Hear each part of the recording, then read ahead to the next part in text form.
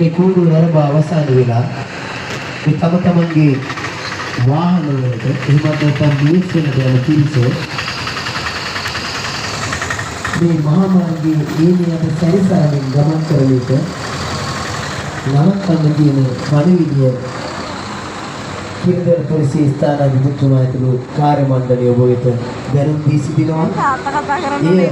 මහත් අපහසුයක් වී මහා විශාල පිරිසක් ඒ වගේම ගෞරවනීය මහා සංඝරත්නය දිවෙහි නොයෙක් ප්‍රදේශවලින් විහාරස්ථානවලින් නායක ස්වාමීන් වහන්සේලා විහාරාධිපති ස්වාමීන් වහන්සේලා ඇතුළු මහා සංඝරුවන වැඩම කළා. ඉතින් අද 7 වන දවසේ මේ වන විට ලැබී ඇති තොරතුරු ලක්ෂ 3යි 15000 පමණ ඉක්මවා ඇති බව මේ බැතිමතුන් සංඛ්‍යාව. ඒ වගේම අපූර්ව සිදුවීමක් සිහිපත් කළ යුතුයි.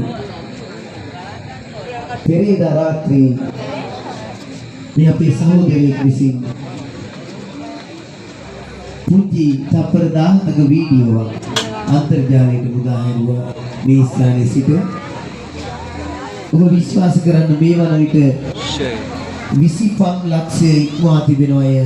මේ අග්‍රගණ්‍ය වෙසක් කූඩු අතර වඩාත්ම වැඩි ප්‍රවණතාවය කොමන්ට්ස් ප්‍රමාණයක් ලයික් ප්‍රමාණයක් ලබාගත් තප්පර 17ක පුංචි වීඩියෝ.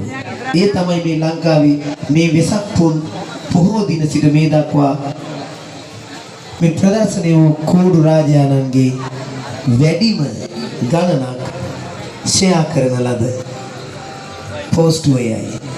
ඉතින් ආඩම්බරයක් මේ කිරිඳවැල මින්නතේ යූත් ගිල්ඩ් අපිට එය